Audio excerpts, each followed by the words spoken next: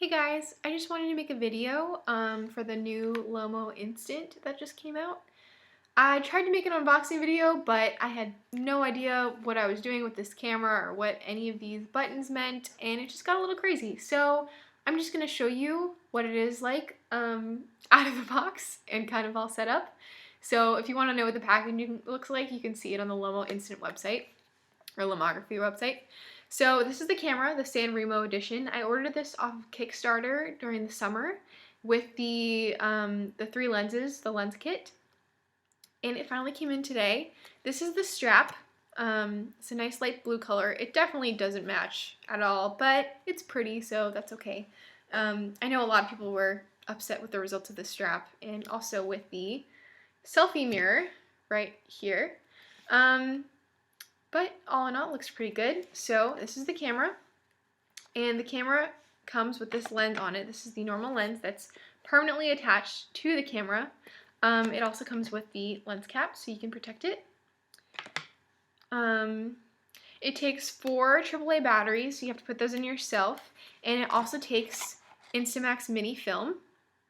I got I think 60 exposures worth on B&H Photo. I thought it was a lot cheaper than Lomography's what they're selling. So I got that. I have plenty to work with. That's very exciting. So you install the film. I can't open it right now because there's film in it, but through this film door, it's very easy. There's instructions. You just follow the yellow tabs and you're good. So to turn on the camera, there's switches at the bottom. Get this out of the way. These switches at the bottom, and as you can see, the power button, or where the power button is, actually means that it's off. And you have automatic mode, creative exposure with flash, and creative mode without the flash.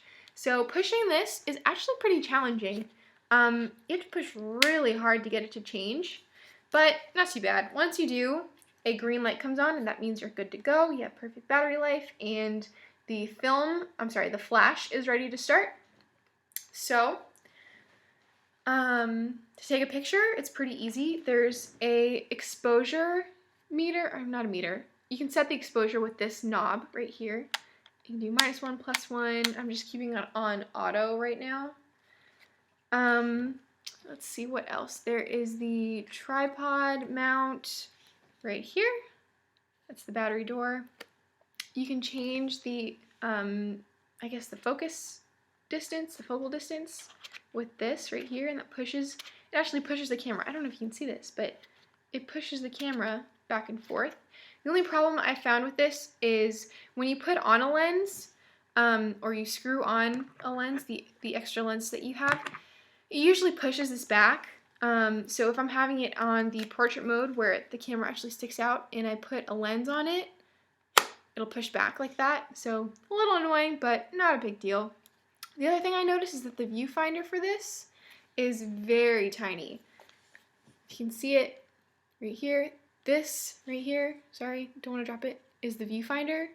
It is super duper small, just super small. So I can see why this is a really good camera for selfies, because this mirror is huge.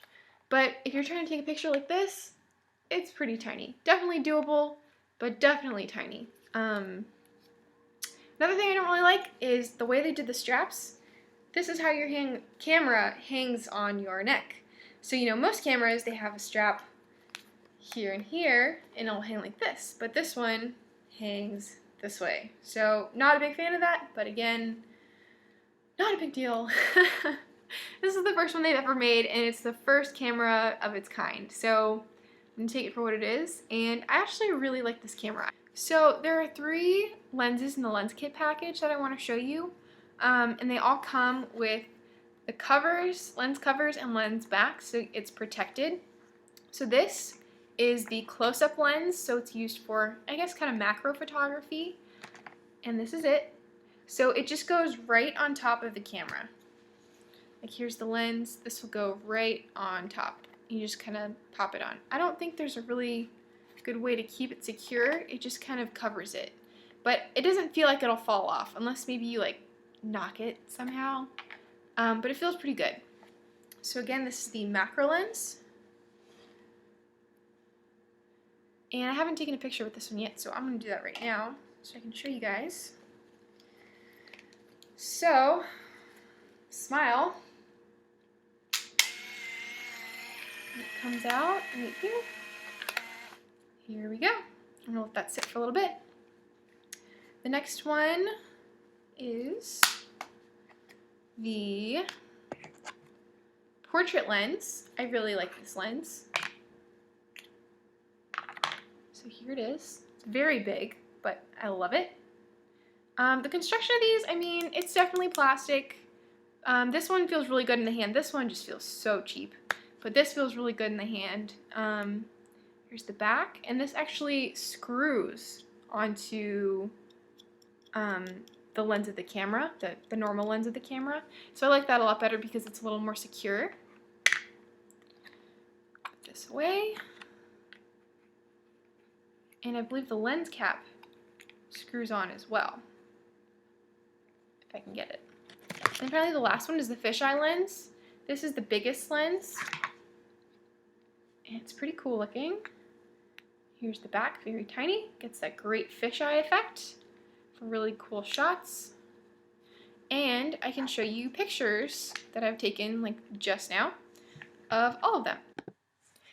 Okay, so now I'd like to show you guys the pictures that I took with each type of lens.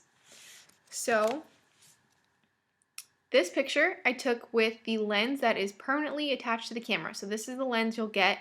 It's just on the camera if you don't get the lens kit. And this was taken, you know, about arm's distance away. So it looks pretty good to me. Great vignetting. I used a flash on auto mode. The next one I'm going to show you is the portrait lens. So this definitely a lot closer. I had them all on the same focal distance, which is like the lowest I could possibly get it. So it's pretty close. They are all the same spot, right here. I hope. So yep, this is the portrait lens. This is the picture that I took with the portrait lens.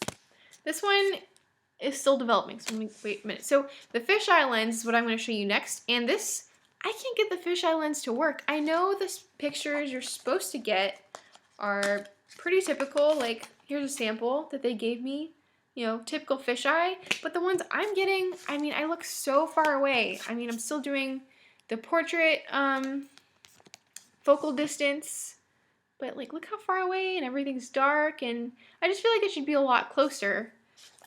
This is about the same thing, very far away. So then I tried putting my face really close to the lens, like really close.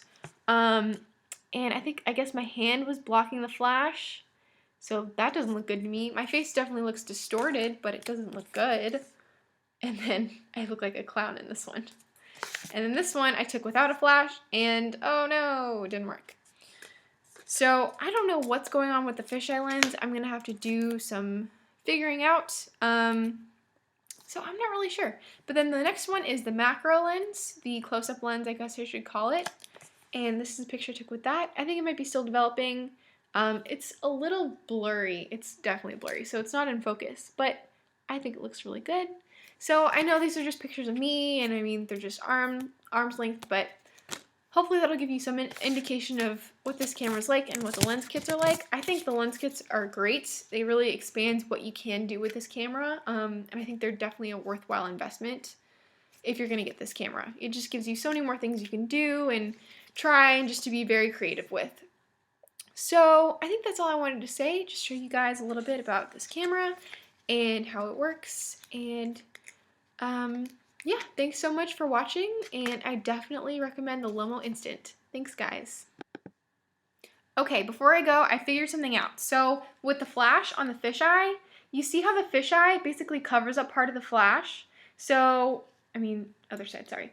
Right here, it just kind of covers it. So that's why my face was like kind of half dark. So you definitely want to use a higher exposure. I have it on +2 right now. And don't turn on the flash because it's just not going to look good. So that's my advice, and thanks again.